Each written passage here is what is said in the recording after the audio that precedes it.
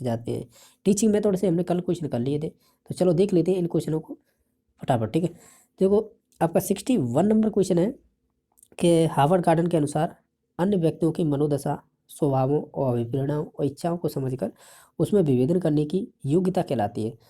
देखो इसमें एक ही ऑप्शन दे रखा था, जिसे बोलते हैं इंग्लिश में इंटरपर्सनल इंटेलिजेंस, यानी हम ऐसे बोल सकते हैं कि अगर हम दूसरे के स्वभावों को, अभिप्रेरणाओं को, इच्छाओं को समझते हैं तो उस बुद्धि को कहते हैं इंटरपर्सनल इंटेलिजेंस। ये किसके अनुसार है? गार्डन के अनुसार। एक होती है इंट्रापर्सनल, वो स्वयं से संबंधित होती है, यानी हम खुद को पहचान लेते हैं कि हम सही हैं या गलत हैं, यानी ये साधु संतों महात्मा लोगों में पाई जाती है। ठीक है, तो ये दो प्रकार की थी, इसका तो राइट आंसर हो जाएगा बी नंबर ऑप्शन। और दूसरी होती है इंट्रापर्सनल, तो वो होती है साधु संतों और महात्मा लोगों। ठीक है, तो इसका right answer B number option हो जाएगा। क्वेश्चन नंबर 62 है 62। ये कह रहा है कि बुद्धि का कौन सा प्रकार गार्डन द्वारा नहीं सुझाया गया था, यानी हम ये कह सकते हैं हार्वर्ड गार्डन है, उन्होंने शुरुआत में 7 बुद्धि के प्रकार बताए यानी आयाम। ठीक है, फिर 8 बताए, फिर अब 8 बताने के बाद 9 हो गए, फिर 10 हो गए। तो इस प्रकार ये आयाम है, विभिन्न प्रकार के होते हैं, उनमें से कौन सा प्रकार आयाम नहीं है इसमें से बुद्धि के अकॉर्डिंग, किसके? हार्वर्ड गार्डन के बुद्धि का सिद्धांत है उसके अकॉर्डिंग। तो देखो अभी हमने बात की थी इंटरपर्सनल इंटेलिजेंस तो होती है, ठीक है, और बॉडली काइनेटिक्स बोलते हैं या काइनेटिक बोलते हैं, ये शारीरिक गति, यानी शारीरिक गति संवेदी। ठीक है, एक होती है लॉजिकल मैथमेटिकली, यानी कह सकते हैं तार्किक गणितीय बुद्धि। लेकिन जो सांस्कृतिक है ना, इसके संबंध में किसी भी प्रकार की बात नहीं कही है, किसने? हार्वर्ड गार्डन ने। ठीक है, तो ऑप्शन नंबर सी सही हो जाएगा। और फिर वैसे भी ये क्वेश्चन सब सिंपल थे, क्योंकि आपने रीड की तैयारी की तो उस दौरान ये सभी चीज़ें पढ़ी होंगी आपने। क्वेश्चन नंबर 63 था, कौन सा ऊर्जावान मित्रवत बालक का लक्षण नहीं है? ठीक है, यानी जो ऊर्जावान मित्रवत बालक का लक्षण नहीं है, और ये देखा जाए तो जनरली या व्यवहारिक क्वेश्चन है, तो वो हो जाएगा आसानी से चिढ़ने वाला। ठीक है, तो ये आपका ऊर्जावान मित्रवत बालक का लक्षण नहीं है। ठीक है, तो ऑप्शन नंबर सी सही हो जाएगा। क्वेश्चन नंबर नेक्स्ट था कि बालक के निम्न में से कौन सा सामाजिक संपर्क का स्रोत सबसे प्रारंभिक और सबसे अधिक चलने वाला है? यानी आप ऐसे कह सकते हैं, जो सामाजिक संपर्क है वो प्रारंभ भी उसी से होता है और अधिक समय तक चलता रहता है। तो ये इनमें से 4 ऑप्शनों में से चूज करना था, ऐसा कौन सा ऑप्शन है? जैसे शिक्षक है, परिवार है, सहकर्मी है या मित्र है, तो सबसे बेस्ट ऑप्शन क्या रहेगा? परिवार ही है, जो सबसे प्रारंभिक संपर्क स्रोत होता है और अधिक समय तक चलने वाला होता है। नेक्स्ट था कि निम्न में से किस तकनीक के साथ नेता एवं दल संबंधित है? यानी आपको 4 ऑप्शन दिए हैं, इनमें से आपको ये बताना है कि किस तकनीक के अनुसार नेता और दल पद संबंधित है, जैसे कि प्रेक्षण के द्वारा, प्रक्षेपी, साक्षात्कार, समाज विधि। आपने देखा वो समाज विधि विधि ये जे एल बोनेर ने दी थी, तो इसमें सामाजिक गुण ही देखे जाते हैं, गुण दोष। तो ये सबसे बेस्ट रहेगी किसी नेता या दल से संबंधित। ठीक है, तो ऑप्शन नंबर बी सही हो जाएगी, यानी बी नंबर ऑप्शन सही हो जाएगा। क्वेश्चन नंबर 66 था कि अवचेतन अवचेतन से प्रयुक्त व्यूह रचना जो हम को दुश्चिंता से बचाती है कहलाती है।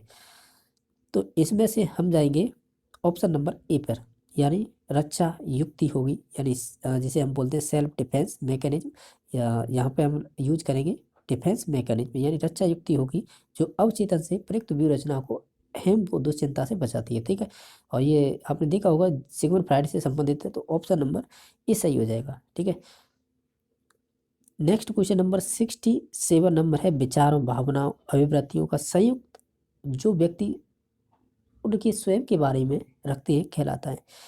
देखो ये आप सेकंड ग्रेड की तैयारी करते हो ना, तो उनमें दे रखा है ये स्व प्रत्यय, ठीक है, स्वज्ञान, ये इन सभी प्रकार के सेल्फ जो भी कॉन्सेप्ट होते हैं वो सब सेकंड ग्रेड में, लेकिन यहाँ पे क्वेश्चन पूछे हैं, तो चलो बात कर लेते हैं। ये चीज़ें आपने रीड में पढ़ी होंगी, ऐसी बात नहीं है, लेकिन वहाँ पे ये चैप्टर सेकंड ग्रेड के सिलेबस में स्पेशल दे रखा है, यानी जो आप साइकोलॉजी पढ़ते हो उसमें।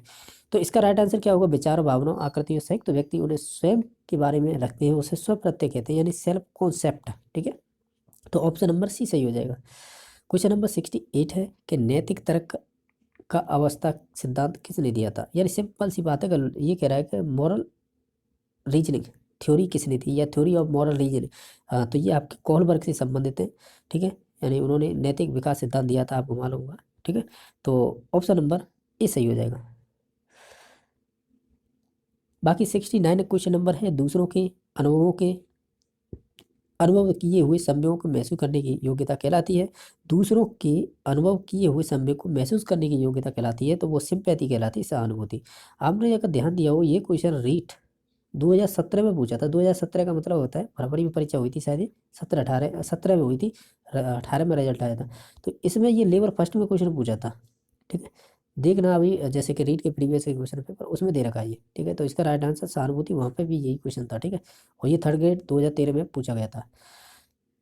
क्वेश्चन नंबर ये भी अच्छा है, 70 नंबर के कोहलबर्ग के सिद्धांत के अनुसार कौन सी अवस्था एक व्यक्ति का निर्णय दूसरों के अनुमोदन, पारिवारिक आकांक्षाओं आकांक्षाओं और पारिवारिक मूल्यों एवं समाज के नियमों पर आधारित होती है। तो वो पारंपरिक होती है, यानी ये दूसरी स्टेज होती है 10 से 13 वाली, ठीक है। पहली होती है 4 से 10, 10 से 13 और 13 के बाद, ठीक है। इसे बोलते हैं प्री इंग्लिश में क्या बोलेंगे, conventional, pre conventional, conventional, post conventional. तो इसका 10 से 13 वाली है, उसमें आती है ये अवस्था, यानी पारंपरिक अवस्था, ठीक है। तो ऑप्शन नंबर बी सही हो जाएगा। क्वेश्चन नंबर 71, 10 वर्ष का बालक है तो शारीरिक आयु इसकी 10 वर्ष ही हो जाएगी, क्योंकि ये 10 वर्ष का है। और जिन पर अधिकांश 6 वर्षीय बालक की सफल होते हैं।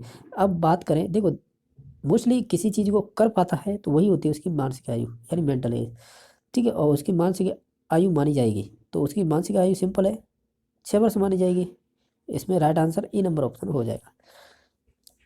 यानी कोई 10 वर्ष का बालक है तो वो 6 वर्ष के जो बालक है ना, वो कितना कर पाते हैं, यानी जो मानसिक कह सकते हैं, ऐसे बोल सकते हैं, किसी चीज़ को सॉल्व कर पाते हैं, तो वही उसकी मानसिक आयु होती है। तो ऐसे ही है, ये 10 वर्ष का बालक है और वो 6 वर्ष के बालक की जो भी कर पाता है उसके अकॉर्डिंग वो उतना ही कर पाता है, तो कह सकते हैं उसकी मानसिक आयु फिर 6 वर्ष ही हो जाएगा। ऑप्शन नंबर ए सही हो जाएगा। अगर यहाँ पर बुद्धि लब्धि पूछता तो मानसिक आयु बट्टी क्या होता है, शारीरिक आयु, और उसकी 100 से मल्टीप्लाई कर देते आई क्यू निकल के आ जाएगी, यानी बुद्धि लब्धि। तब इसका राइट आंसर फिर 60 हो जाता है, क्योंकि मानसिक आयु दे रखी है आपकी 6 वर्ष, ठीक है। और शारीरिक आयु 10 वर्ष, मल्टीप्लाई 100 से करेंगे तो 60 आ जाता है, यानी आई क्यू इसकी 60 है और इसका मानसिक आयु 6 वर्ष है और शारीरिक आयु 10 वर्ष है, ठीक है। तो ऑप्शन नंबर इस सही हो जाएगा। क्वेश्चन नंबर बुलीमिया, तो ये एनसीईआरटी में दे रखे हैं। ये बुलीमिया है, ये भोजन करने संबंधी क्या है, डिसऑर्डर है, ठीक है, बुलीमिया, ठीक है। ऑप्शन नंबर बी सही है। क्वेश्चन नंबर नेक्स्ट था, बुद्धि का सिद्धांत है वो संज्ञानात्मक प्रक्रिया पर आधारित है। तो सिंपल था, देखो स्पीयरमैन बुद्धि के सिद्धांत में 2 फैक्टर थ्योरी है। गिलफोर्ड का त्रिआयामी सिद्धांत, ये आपका 3D डायमेंशन से संबंधित है, जिसमें COP चलते हैं। हार्वर्ड गार्डन का बहुबुद्धि सिद्धांत, जिसमें 8 या 9 प्रकार की बुद्धि के आयाम बताए गए हैं, प्रकार अभी हमने डिस्कस किए थे क्वेश्चन। और एक है रॉबर्ट स्टर्नबर्ग, यानी स्टर्नबर्ग का त्रितंत्र सिद्धांत है वो संज्ञानात्मक प्रक्रिया पर आधारित है, ठीक है। तो ऑप्शन नंबर ए सही है। और इस पर अच्छे स्तर के क्वेश्चन बनते हैं। रॉबर्ट स्टर्नबर्ग है, या कह सकते हैं स्टर्नबर्ग के त्रितंत्र सिद्धांत है, जिसे ट्राइक आर्क थ्योरी बोलते हैं, बहुत अच्छे क्वेश्चन बनते हैं। तो ये ए नंबर ऑप्शन इसका राइट आंसर हो जाएगा। क्वेश्चन नंबर नेक्स्ट था कि निम्नलिखित में से किसने व्यक्तित्व विकास में सामाजिक अधिगम पर बल दिया, ठीक है। देखा जाए तो इसमें व्यक्तित्व शब्द जोड़ दिया है, और वैसे विकास में सामाजिक अधिगम पर बात या सोशल लर्निंग थ्योरी पर बात की जाए तो अल्बर्ट बांडुरा आते हैं। तो ऑप्शन नंबर ए सही हो जाएगा। अगर यहाँ पे मैस्लो की बात करें तो इन्होंने तो आवश्यकता पदानुक्रम का सिद्धांत दिया था। व्यक्तित्व आपने पढ़ा हुआ, जो स्टेजें थी 5 थी, ठीक है, नीचे से ऊपर जाती थी, ठीक है। नेक्स्ट है, अ, निम्नलिखित में से भाषा के विकास को प्रभावित नहीं करता है, कौन नहीं करेगा, परिपक्वता, स्वास्थ्य, अभिप्रेरणा और लंबाई वजन। देखो इनमें से ऑप्शन के अनुसार छांटना होता है, ठीक है। तो ऑप्शन नंबर 4 सही हो जाएगी। जो लंबाई और वजन है उससे भाषा से कोई मतलब नहीं है, ठीक है। तो ऑप्शन नंबर डी सही हो जाएगा। क्वेश्चन नंबर नेक्स्ट था कि निम्नलिखित में से प्रविधि बालक को अनुशासन सिखाने के लिए उचित है। तो हम कहेंगे प्रजातांत्रिक हो रहेगी, जिसमें बच्चे का एक्टिव हो, यानी सक्रिय हो और हर चीज़ को करके सीखे, तो वो बेस्ट रहेगा अनुशासन के लिए, ठीक है। तो ऑप्शन नंबर बी सही हो जाएगा, प्रजातांत्रिक विधि या प्रविधि। नेक्स्ट है, वह परीक्षण जिसमें बच्चे को प्रारंभ बिंदु से लेकर अंतिम बिंदु तक सही रास्ता खोजना होता है, खिलाता है। तो अगर आपने ध्यान दिया हो, एडवर्ड टोलमैन एडवर्ड टोलमैन का एक सिद्धांत था, भूल भुलैया बोलते हैं, टीमेज बोलते हैं, लेटेंसी, जैसे अव्यक्त अधिगम का सिद्धांत भी बोलते हैं सही, या चिन्ह प्रतिमान का। तो ये उन्हीं से संबंधित है। ऑप्शन नंबर बी सही हो जाएगा। इसका नाम भूल भुलैया ब्लॉक या भूल भुलैया से संबंधित है, तो ऐसे कह सकते हैं। तो ऑप्शन नंबर बी सही हो जाएगा। नेक्स्ट है कि बुद्धि के सूचना प्रकम प्रोसेस और उपागम का वर्णन किसने किया। तो ये भी शानदार क्वेश्चन है, ये आपके स्टर्नबर्ग से है। स्टर्नबर्ग के 2 क्वेश्चन पूछ लिए हैं, ठीक है। और हार्वर्ड गार्डन के 2 क्वेश्चन ऑलरेडी पूछ चुके हैं। देखो जैसे बता पाऊँ, जैसे ये रहा, ये स्टर्नबर्ग का ही पूछा था क्वेश्चन, संज्ञानात्मक प्रक्रिया पर आधारित है। फिर नीचे आ जाते हैं तो यहाँ पे देखो, ये भी क्वेश्चन बुद्धि के सूचना प्रकरण प्रोसेसिंग उपागों का वर्णन किसने किया, तो वो भी स्टर्नबर्ग ने किया था। चलो नेक्स्ट देख लेते हैं। देखो अव्यक्त अधिगम के संप्रत्य का वर्णन किसने किया था। अभी मैंने बोला था लेटेंट लर्निंग थ्योरी है, वो किससे संबंधित है, वो टोलमैन से, एडवर्ड टोलमैन से संबंधित है। तो ऑप्शन नंबर सी सही हो जाएगा। क्वेश्चन नंबर नेक्स्ट था कि स्पीयरमैन के अनुसार सभी संज्ञानात्मक कार्यों में शामिल मानसिक ऊर्जा या क्षमता का क्या नाम था। यानी जो आपका जी फैक्टर होता है ना, जी फैक्टर वो जन्मजात होता है, और कि जन्मजात का मतलब होता है वो मानसिक जितनी भी हमारी क्षमता होती है उसके लिए जिम्मेदार होता है। तो इसका right answer D number option हो जाएगा। एक होता है एस फैक्टर, तो ये तो विशिष्ट है, आप में कोई अतिरिक्त गुण है या अतिरिक्त कह सकते हैं आपके अंदर फैसिलिटी है या अतिरिक्त विशेष गुण है, तो उससे संबंधित होता है। लेकिन जी होता है जन्मजात होता है और ये मानसिक क्षमता से संबंधित होता है। सिंपल ये लॉजिक होता है, तो इसका right answer D number option हो जाएगा।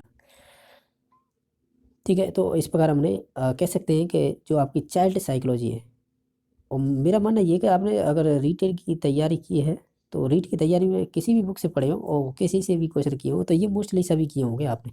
केवल यहाँ पे तो ये है कि थर्ड ग्रेड में इससे पहले 2013 में जो पेपर हुआ है उसमें किस टाइप के क्वेश्चन पूछे गए हैं। ठीक है, उसे क्या होता है बेस बन जाता है कि इस टाइप के क्वेश्चन बनते हैं और ऐसे तैयारी करनी होती है। ठीक है।